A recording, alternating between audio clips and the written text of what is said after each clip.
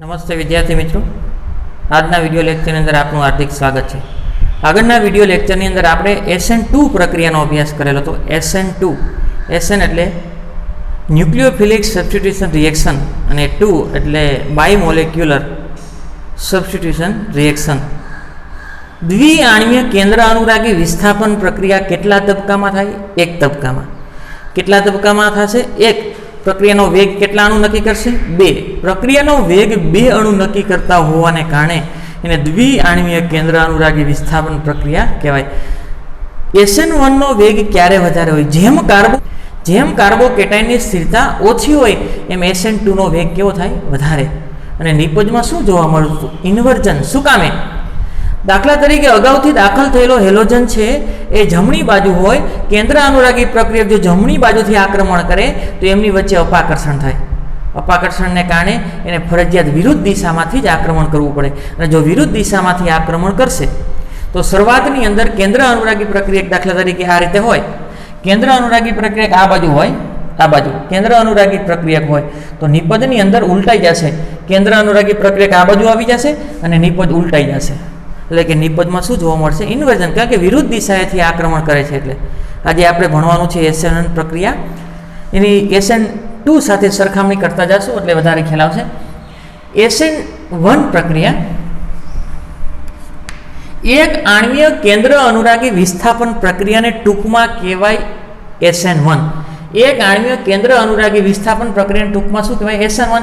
S એટલે substitution, N એટલે ન્યુક્લિયોફિલિક એટલે કે ન્યુક્લિયોફિલિક વિસ્થાપન પ્રક્રિયા, 1 એટલે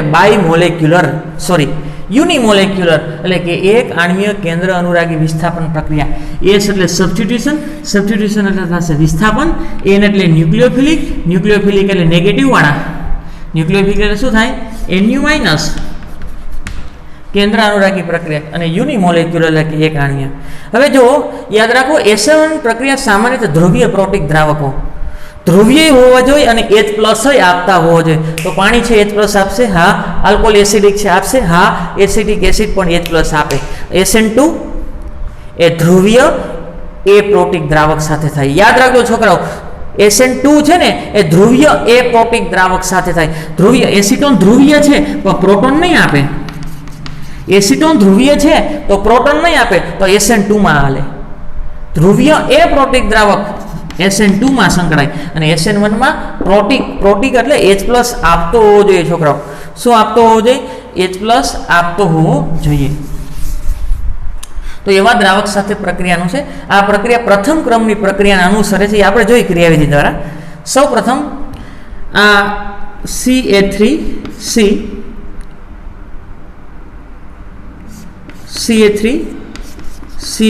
અને Br, આનું નામ થાય તૃતીયક બ્યુટાઇલ બ્રોમાઇડ. તૃતીયક બ્યુટાઇલ બ્રોમાઇડ. આ તૃતીયક બ્યુટાઇલ બ્રોમાઇડ એ કોની સાથે પ્રક્રિયા કરે? Nu માઇનસ એટલે કે કેન્દ્ર અનુરાગી પ્રક્રિયા. Nu માઇનસ તરીકે હું OH લઈ લઉં. શું લઈ લઉં? OH minus. એ શું છે? કેન્દ્ર અનુરાગી પ્રક્રિયા. કોની સાથે પ્રક્રિયા કરવાની છે? ધ્રુવીય પ્રોટિક દ્રાવક સાથે. કોની સાથે? ધ્રુવીય પ્રોટિક દ્રાવક.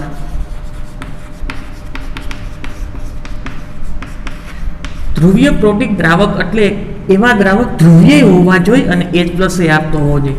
તો પાણી ચાલે. બીજું આલ્કોહોલ ચાલે. આલ્કોહોલ ધ્રુવીય છે, અહીંયા નેગેટિવ ધ્રુવીયતાનો તફાવત. ધ્રુવીય છે ને H+ આપે.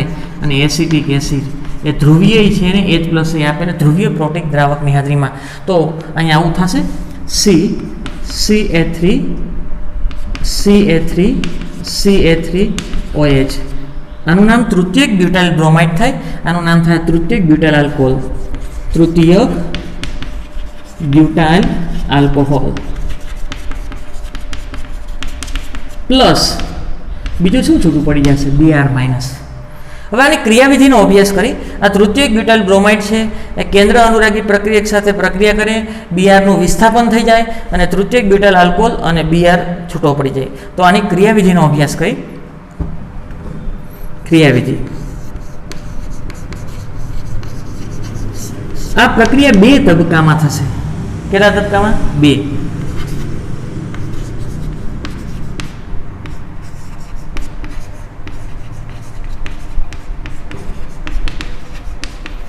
પ્રથમ તબક્કો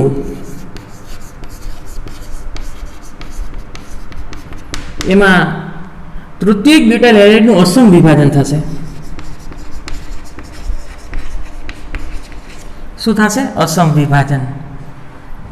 તો આ રીતે થશે. આ કાર્બન, આ Br, આ CH3, આ CH3 અને આ CH3. આ કાર્બનનું સંકરણ કયું છે? sp3 એટલે સમચતુષ્ફલકીય ગોઠવણી છે. હવે એને તમે ધ્રુવીય પ્રોટીક દ્રાવક આપશો. ધ્રુવીય પ્રોટીક દ્રાવક આપવાના કાંઈ લખતો નથી, અગાઉ લખેલું છે. શું કામ ધ્રુવીય પ્રોટીક? કારણ કે આ બંધ ધ્રુવીય છે. કાર્બન કરતાં Br ની વિદ્યુતઋણતા વધારે, Br ડેલ્ટા નેગેટિવ અને કાર્બન ડેલ્ટા પોઝિટિવ. આ ધ્રુવીય બંધ છે, તો યાદ રાખો ધ્રુવીય બંધને તોડવા માટે ધ્રુવીય દ્રાવકની જરૂર પડે. કાર્બન કરતાં હેલોજનની વિદ્યુતઋણતા વધારે, halogen delta negative, carbon delta positive, બંધ ધ્રુવીય છે. તો ધ્રુવીય બંધને તોડવા માટે ધ્રુવીય દ્રાવકની પાણી, આલ્કોહોલ અને એસિટિક એસિડ જેવા દ્રાવક આપી દો. આ તબક્કો ધીમો છે. ધીમો તબક્કો છે એ વેગ નિર્ણાયક હોય. ધીમો તબક્કો છે કેવો છે? વેગ નિર્ણાયક તબક્કો. આ શું થશે? આ Br માઇનસ ઇલેક્ટ્રોન લાઈન વહી જશે, તો બ્રોમાઇડ આયન અને તૃતીયક CH3, CH3 અને CH3, આનું નામ થશે તૃતીયક બ્યુટાઇલ કાર્બોકેટાઇન. તૃતીયક butyl carbocation plus Br minus છૂટું પડ્યું, એને કહેવાય બ્રોમાઇડ આયન. પ્રથમ તબક્કાની અંદર કેવું વિભાજન થાય છે? અસમ. SN2 ની અંદર અસમ વિભાજન થતું નહોતું, અહીંયા અસમ વિભાજન થાય છે. ત્યાં શું કામ નહોતું થતું? કાર્બોકેટાઇનની સ્થિરતા ઓછી હતી, એટલે Br ની હાજરીમાં જ કેન્દ્ર અનુરાગી પ્રક્રિયક આક્રમણ કરતો હતો. અને અહીંયા જે કાર્બોકેટાઇન બનવાનો છે 3 અંશ બન્યો, તો કાર્બોકેટાઇનની સ્થિરતા વધારે છે એટલે બને છે. તો આ ધ્રુવીય બંધને તોડવા માટેની ઉર્જા ક્યાંથી મળે? ધ્રુવીય દ્રાવક પાસેથી મળે. Br ઇલેક્ટ્રોન લાઈન વહી જાય, Br માઇનસ બ્રોમાઇડ આયન અને પ્લસ કાર્બોકેટાઇન પ્રાપ્ત થયો, અને આ કાર્બોકેટાઇનની સ્થિરતા છે. હવે પ્રશ્ન એ થાય કે આ કાર્બોકેટાઇનનું સંકરણ ક્યું થાય? આ સંકરણ કાર્બોકેટાઇનનું sp2 થાય. કેવું સંકરણ થશે? sp2. તો આ કાર્બન, આ મિથાઇલ, મિથાઇલ ને મિથાઇલ એક જ સમતલમાં હશે છોકરાઓ. આ કાર્બોકેટાઇન, અહીંયા બીજો કાર્બન છે, એક કાર્બન અહીંયા છે, એક કાર્બન અહીંયા છે. SN2 ની અંદર શું થતું હતું કે Br ની હાજરીમાં જ આપણે શું કરતા હતા? OH આક્રમણ કરતા હતા. તો અહીંયા Br હોય તો આ બાજુથી OH આવે તો અપાકર્ષણ થાય, તો OH ને આક્રમણ કરવું હોય તો વિરુદ્ધ દિશામાંથી આક્રમણ કરવું પડતું હતું. અહીંયા શું થશે? આ કાર્બોકેટાઇન, એક મિથાઇલ અહીંયા છે, એક મિથાઇલ અહીંયા છે, એક મિથાઇલ અહીંયા છે. તો હવે કેન્દ્ર અનુરાગીને આક્રમણ કરવું હોય તો ક્યાંથી કરી શકે? ઉપરથી અથવા તો નીચેથી.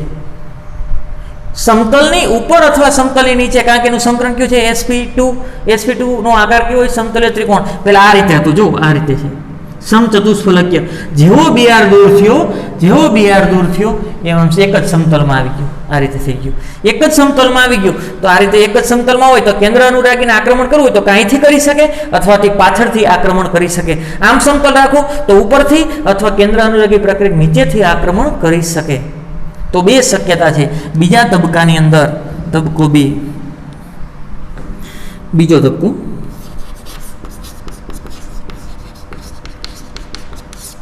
તો આ તૃતીયક બ્યુટાઇલ બ્રોમાઇડ CH3, CH3 અને CH3. OH માઇનસ સમતલની ઉપર અથવા સમતલની નીચે અથવા આ બાજુથી અથવા આ બાજુ ગમે બાજુથી આક્રમણ કરી શકે. ધારો કે આ બાજુથી આક્રમણ કર્યું તો પ્રક્રિયક જેવી જ ગોઠવણી થશે. કેવી થશે? પ્રક્રિયક જેવી. એવી જ ગોઠવણી થાય ને એને ધારણ કહેવાય છોકરાઓ. વિન્યાસ ન બદલાય એને ધારણ કહેવાય. આ C હવે સમચતુષ્ફલકીય થાય એટલે પાછું આવું થશે. જો આ સમતલમાં છે, પાછો OH આક્રમણ કરશે ને એટલે આમ થશે. સમચતુષ્ફલકીય એક સમતલમાંથી દૂર ફેંકાઈ જશે. તો આ રીતે થશે CH3, CH3 અને CH3 અને અહીંયા OH જોડાઈ ગયો. શું જોડાઈ ગયું?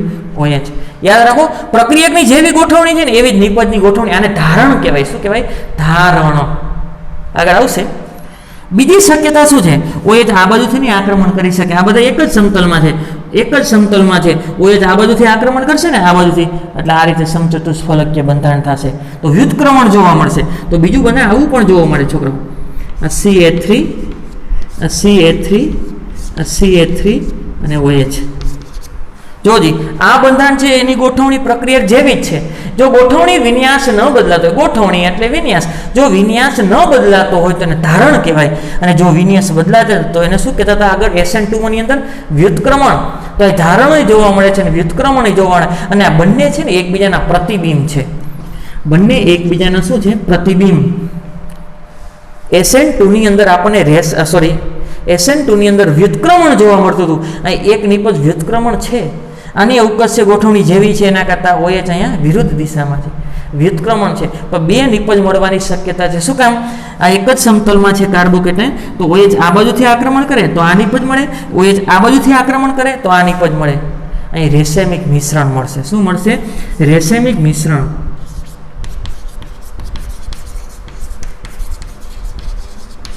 દરેક તબક્કામાં નહીં. હવે બીજું એક ખાસ વાત, પ્રક્રિયાનો વેગ નક્કી કરી લઈ. પ્રક્રિયા વેગ, વેગ બરાબર અથવા ચલે છે. પ્રક્રિયાનો વેગ કોણ નક્કી કરે? ધીમો તબક્કો. આ ક્રિયાવિધિ ધીમા તબક્કાની અંદર એક જ સંકળાયેલું છે છોકરાઓ. કોણ? કેન્દ્ર અનુરાગી પ્રક્રિયા, એટલે કે પ્રક્રિયાર્થી. કોણ સંકળાયેલું છે? આ CH3 3 ટાઈમ C અને Br. એના કેટલા અણુ છે ધીમા તબક્કાની અંદર? આના કેટલા અણુ છે? 1. એને સાંદ્રતાના ઘાતાંકમાં લખવાનો. એ ઘાતાંકને કહેવાય પ્રક્રિયાનો ક્રમ. પ્રક્રિયાના વેગમાં પ્રક્રિયક કૌંસ સાંદ્રતા બતાવે છે, એનો ઘાતાંકને કહેવાય પ્રક્રિયાનો ક્રમ. અને બીજું Nu માઇનસ છે, OH માઇનસ છે કે નથી? ધીમા તબક્કામાં ગોતો. ધીમા તબક્કાની અંદર OH માઇનસ છે? નથી. નથી ને, તો એની 0 ઘાત. તો અહીં ચલનની નિશાની દૂર કરી નાખો તો K. આની જગ્યાએ આ લખો તોય વાંધો નહીં. CH3 3 time CBr 1. આ ન લખો તોય ચાલે, કારણ કે પ્રક્રિયાનો વેગ છે ને OH માઇનસ નક્કી કરતો નથી, ધીમો તબક્કો નક્કી કરે. આ તો ઝડપી હોય, કારણ પ્લસ અને માઇનસ જોડાઈ તબક્કો હંમેશા કેવો હોય? ઝડપી. આ વેગ માત્ર આ નક્કી કરે છે. કોણ નક્કી કરે? ધીમો તબક્કો. ધીમો તબક્કો કેવો હોય? વેગ નિર્ણાયક. વેગ નિર્ણાયક તબક્કામાં એક જ પ્રક્રિયક હોવાથી આને શું કહેવાય? એક આણ્ય કેન્દ્ર અનુરાગી વિસ્થાપન પ્રક્રિયા. એટલું યાદ રાખો. આ કેટલા તબક્કામાં થાય છે? 2. SN1 2 તબક્કામાં થાય છે અને SN2 1 તબક્કામાં થાય છે. SN1 એટલે એક જ અણુ પ્રક્રિયાનો વેગ નક્કી કરતો હોય. કોણ? આ. હવે જો આ તમે પ્રબળ લ્યો તો વેગમાં શું ફેર પડે? કાંઈ ન ફેર પડે, કારણ કે એ પ્રક્રિયાનો વેગ નક્કી કરતો નથી. નિર્બળ લ્યો તો હું એમ કહું કે પ્રબળ કેન્દ્ર અનુરાગી પ્રક્રિયક લેવામાં આવે તો SN1 પ્રક્રિયા 5 કલાકે પૂરી થાય છે, અને નિર્બળ લો તો વેગ ઘટી જાય ને, તો સમય વધે. વેગ ઘટે તો સમય વધે, પણ નિર્બળ લઉં તો પણ 5 કલાકે જ પ્રક્રિયા પૂરી થાય. કારણ કે આ પ્રબળ હોય કે નિર્બળ હોય એ પ્રક્રિયાનો વેગ નક્કી કરતો નથી. એ તબક્કો તો ઝડપી છે, તમે નિર્બળ લેશો ને તોય ઝડપથી થશે. અહીં નિર્બળ લ્યો તો પણ ઝડપથી થાય, કે પ્લસ માઇનસ તો ઝડપી જ થવાનો છે. નિર્બળ કેન્દ્ર અનુરાગી પ્રક્રિયા પણ SN1 પ્રક્રિયા સરળતાથી આપી શકે, એટલે લેવાની જરૂર નથી. પ્રક્રિયાનો વેગ તો માત્ર આના ઉપર આધાર રાખે. આની તમે સાંદ્રતા બદલાવો ને તો વેગમાં ફેરફાર થાય, સાંદ્રતા વધારો તો વેગ વધે અને ઘટાડો તો ઘટે. આ પ્રક્રિયાનો વેગ માત્ર પ્રક્રિયકની સાંદ્રતા ઉપર આધાર રાખે, કેન્દ્ર અનુરાગી પ્રક્રિયક ઉપર આધાર રાખતો નથી. તો પ્રક્રિયાનો ક્રમ કેટલો થાય? પ્રક્રિયા ક્રમ. પ્રક્રિયાનો ક્રમ આને પ્રક્રિયાનો ક્રમ કહેવાય, 1 થશે. કેટલો થશે? 1. તો અહીં શું લખ્યું? પ્રથમ ક્રમની પ્રક્રિયાને અનુસરે છે, કારણ કે પ્રક્રિયા વેગ માત્ર એક જ પ્રક્રિયકની સાંદ્રતા ઉપર આધાર રાખે છે. કોણ? તૃતીયક બ્યુટાઇલ બ્રોમાઇડની સાંદ્રતા પર આધાર રાખે છે, પણ OHની સાંદ્રતા પર આધાર રાખતો નથી. એ કેમ ખબર પડે? એની ક્રિયાવિધિ ઉપરથી ખબર પડે. ક્રિયાવિધિમાં શું ગોતવાનું? ધીમો તબક્કો. ધીમો તબક્કો શું હોય? વેગ નિર્ણાયક, અને એમાં માત્ર એક જ પ્રક્રિયક સંકળાયેલો છે, પ્રક્રિયાનો વેગ નક્કી કરે છે. બીજું, હવે આ પ્રકાશ ક્રિયાશીલ નથી. યાદ રાખો, આ પ્રકાશ ક્રિયાશીલ નથી. પ્રકાશ ક્રિયાશીલ એટલે ધ્રુવીભૂત પ્રકાશના તળનું કોણાવર્તન કરી શકે. પદાર્થનું દ્રાવણ હોય એમાં હું ધ્રુવીભૂત પ્રકાશ પસાર કરું. પદાર્થનું દ્રાવણ હોય, ધ્રુવીભૂત પ્રકાશ પસાર કરું, જેનું કોણાવર્તન કરે, તો એવા પદાર્થને પ્રકાશ ક્રિયાશીલ પદાર્થ કહેવાય. એક બીજા ઉદાહરણ દ્વારા ક્રિયાવિધિ સમજીએ. આ કાર્બન આ CH3 આ C2H5 આ H અને આ Br બરાબર ક્રિયાવિધિ ડાયરેક્ટ પ્રથમ તબક્કો તો પહેલા તો કેવું વિભાજન થશે વિષમ વિભાજન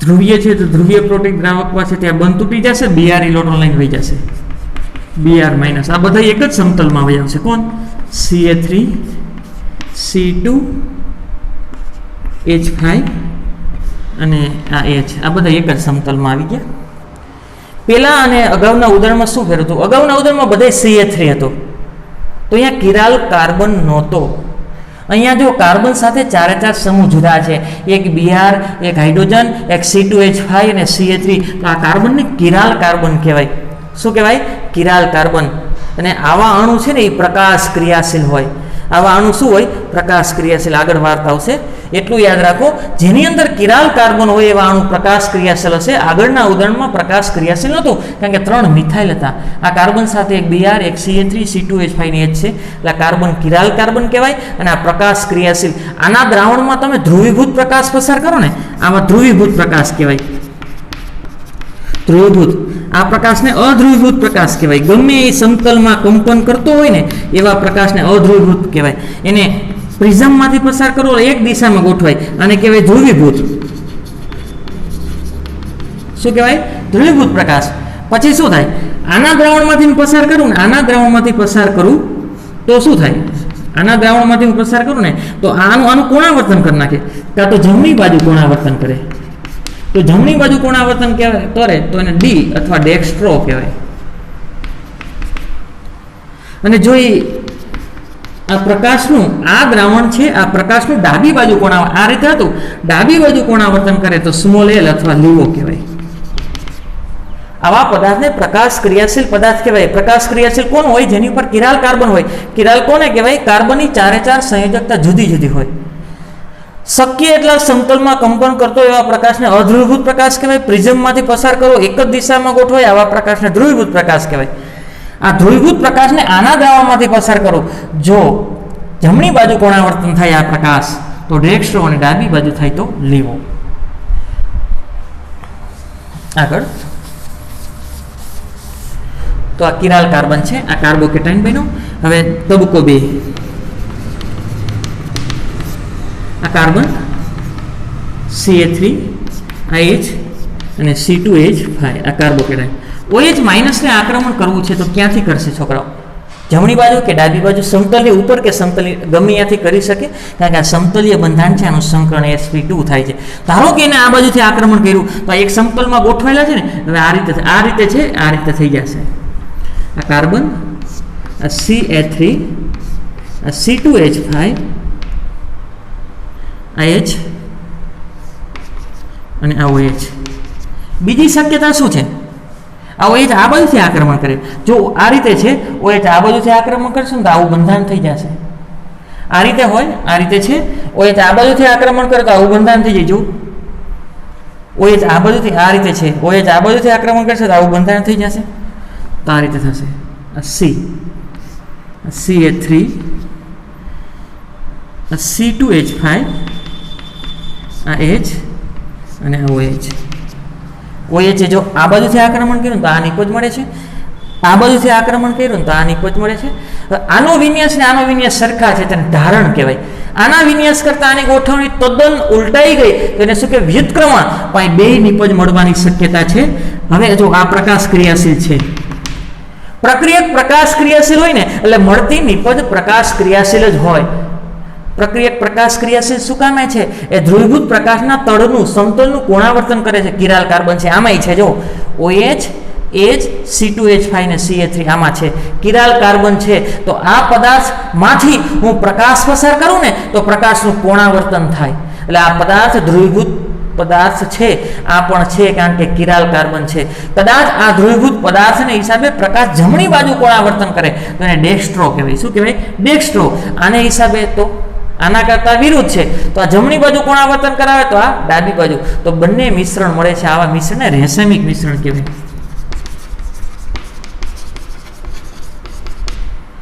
50% ડેક્સ્ટ્રો ને 50% લીવો, 50% ડેક્સ્ટ્રો પ્લસ 50% આગળ આવશે એ લીવો ના મિશ્રણને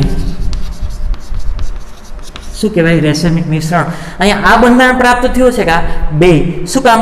આ બધુંથી આક્રમણ થવાની સંભાવના છે, આ મળે. આ બધુંથી આક્રમણ થવાની સંભાવના છે, આ મળે. પ્રક્રિયક પ્રકાશ ક્રિયાશીલ છે, કારણ કે કિરાલ કાર્બન છે, તો મળતી નિપજ પણ પ્રકાશ ક્રિયાશીલ હોય. કદાચ આ એ પોલારીમીટર નક્કી કરે કઈ બાજુ કોણાવર્તન કરે.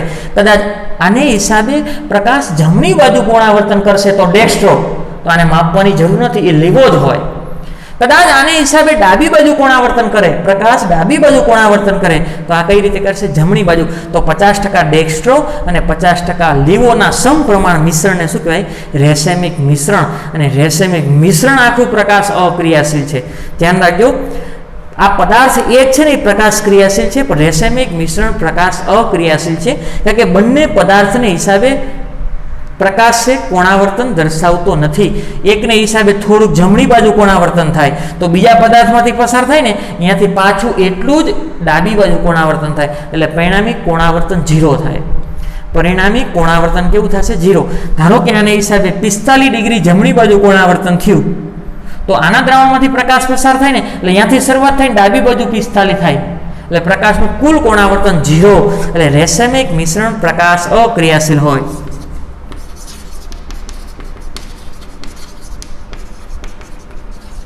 રેસેમિક મિશ્રણ કેવું હોય? પ્રકાશ અક્રિયાશીલ. આગળ આનો વધારે વિસ્તૃત અભ્યાસ આવશે, સ્ક્રીનશોટ પાડી લ્યો. આગળ SN1 પ્રક્રિયાનો વેગ. SN1 પ્રક્રિયાનો વેગ ચલે છે કાર્બોકેટાઇન સ્થિરતા.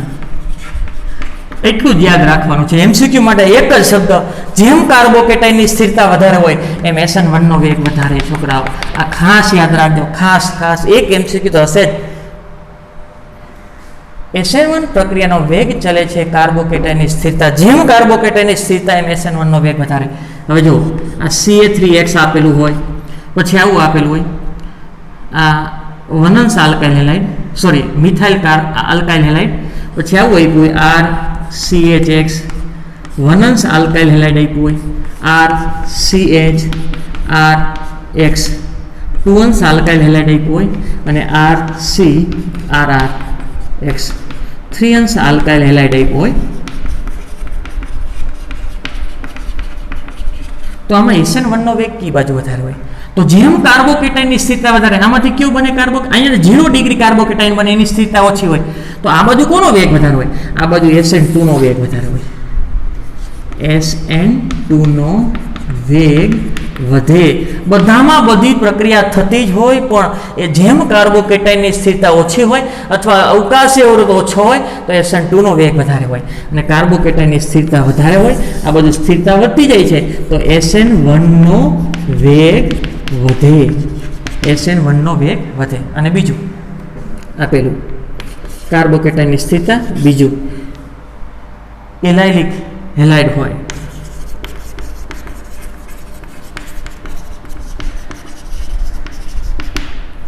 એલાઇલિક હેલાઇડ પણ તેમાંથી બનતો હોય કાર્બોકેટાઇન ઊંચી પ્રતિક્રિયાત્મકતા દર્શાવે.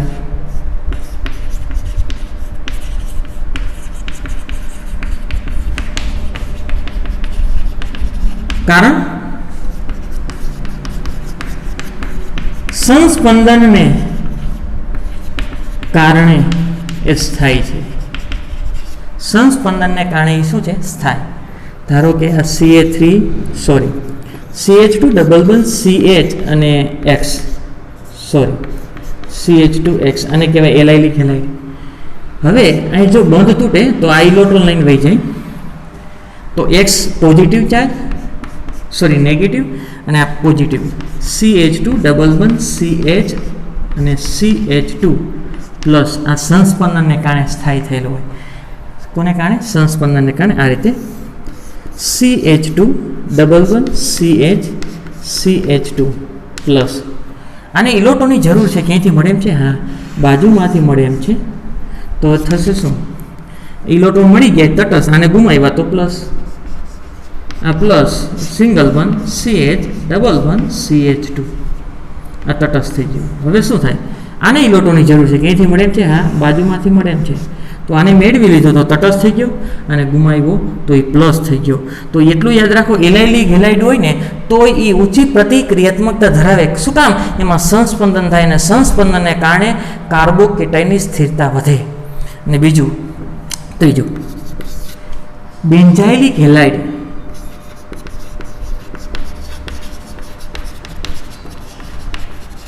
ઊંચી પ્રતિક્રિયાત્મકતા ધરાવે.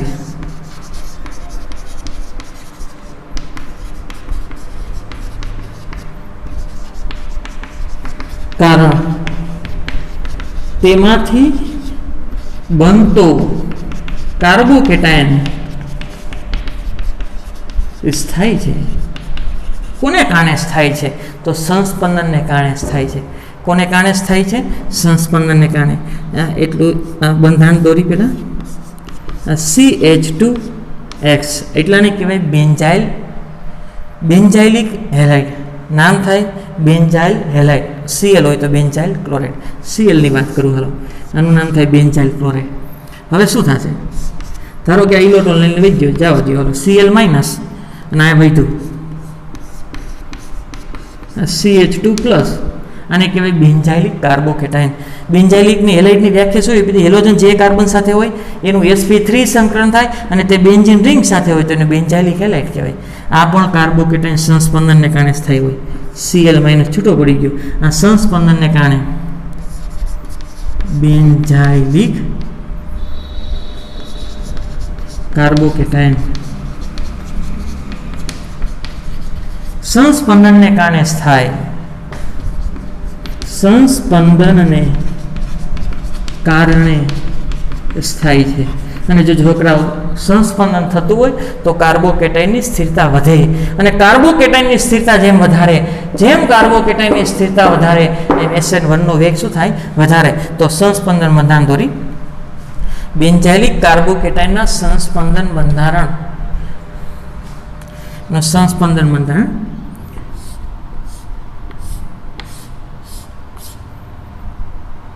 CH2 plus. એને ઇલેક્ટ્રોનની જરૂર છે, ક્યાંયથી મળે એમ છે? હા, આ પાઈ બંધ છે ને એ અહીં ટ્રાન્સફર થઈ જાય તો આવું થશે. આ બંધ એમનામ લખું, આ બંધ એમનામ, અહીંયા ડબલ બંધ CH2. આ કાર્બન પ્લસ હતો ને ઇલેક્ટ્રોન મેળવ્યો તો તટસ્થ થઈ ગયો. આ કાર્બને ગુમાવ્યો, અને આ કાર્બન ગુમાવે તો ઇલેક્ટ્રોન ઘટે તો પ્રોટોન વધે, એટલે પ્લસ ચાર્જ. હવે એ કાર્બન કહે છે મારે ઇલેક્ટ્રોનની જરૂર છે, તો આ બાજુમાંથી પાઈ બંધ ન્યા ખસી જશે. તો હવે શું થશે? આ બંધ એમનામ, ડબલ બંધ એમનામ, CH2 એમનામ. આ કાર્બને ઇલેક્ટ્રોન મેળવ્યો, પ્લસ હતો ને મેળવી લીધો એટલે તટસ્થ થઈ ગયો છોકરાઓ. અને આ કાર્બને ઇલેક્ટ્રોન ગુમાવ્યો તો અહીંયા કેવો ચાર્જ થયો? પ્લસ. હવે એ કાર્બન કહેશે મારે તટસ્થ થવું છે, એને ક્યાંથી મળવાની સંભાવના છે? હા, બાજુમાંથી ઇલેક્ટ્રોન મળશે એટલે એ કાર્બન તટસ્થ થઈ જશે. બાજુમાંથી ઇલેક્ટ્રોન મળશે એટલે એ કાર્બન તટસ્થ થઈ જશે. આ બંધ એમનામ, ડબલ બંધ CH2 એમનામ. આ કાર્બને ઇલેક્ટ્રોન મેળવી લીધો એટલે તટસ્થ, આ કાર્બને ગુમાવ્યો એટલે પ્લસ. હવે એ કાર્બન કહેશે મારે તટસ્થ થવું છે, એને ક્યાંથી મળે એમ છે? હા છોકરા, આ બાજુમાંથી મળે એમ છે. ક્યાંથી મળે એમ છે? બાજુમાંથી મળે એમ છે. તો હવે શું થશે? ડબલ બંધ, અહીંયા પ્લસ હતો ને મેળવી લીધો એટલે તટસ્થ, અને આને ગુમાવ્યું એટલે પ્લસ. તો આ સંસ્પંદનમાં ભાગ લે છે. તો જેમ આ આવું હોય બેન્ઝાઇલિક હેલાઇડ, તો એની પણ પ્રતિક્રિયાત્મકતા વધારે થાય. તો SN1 નો વેગ ક્યારે વધારે હોય? જેમ કાર્બોકેટાઇનની સ્થિરતા વધારે એમ SN1 નો વેગ વધારે. આ બધું 1 અંશથી 2 અંશ, 2 અંશથી 3 અંશ તરફ જાઓ, SN1 નો વેગ વધતો જાય છે, કારણ કે કાર્બોકેટાઇન 3 અંશ વધારે સ્થાયી હોય. આગળ આ બધું SN1 નો વેગ શું થાય? ઘટે. તો SN2 નો વેગ શું થાય? વધે. આગળ બીજું, એલાઇલિક હેલાઇડ હોય તો પણ ઊંચી પ્રતિક્રિયાત્મકતા ધરાવે, કારણ કે સંસ્પંદનને કારણે આ કાર્બોકેટાઇન વધારે સ્થાયી છે. બેન્ઝાઇલિક હેલાઇડ પણ ઊંચી પ્રતિક્રિયાત્મકતા ધરાવે, કારણ કે સંસ્પંદનને કારણે વધારે સ્થાયી છે. સ્ક્રીનશોટ પાડી લ્યો. પછી આગળના લેક્ચરની અંદર SN1 અને SN2 બંનેમાં શું તફાવત છે એ તફાવતનો અભ્યાસ કરીશું. આભાર.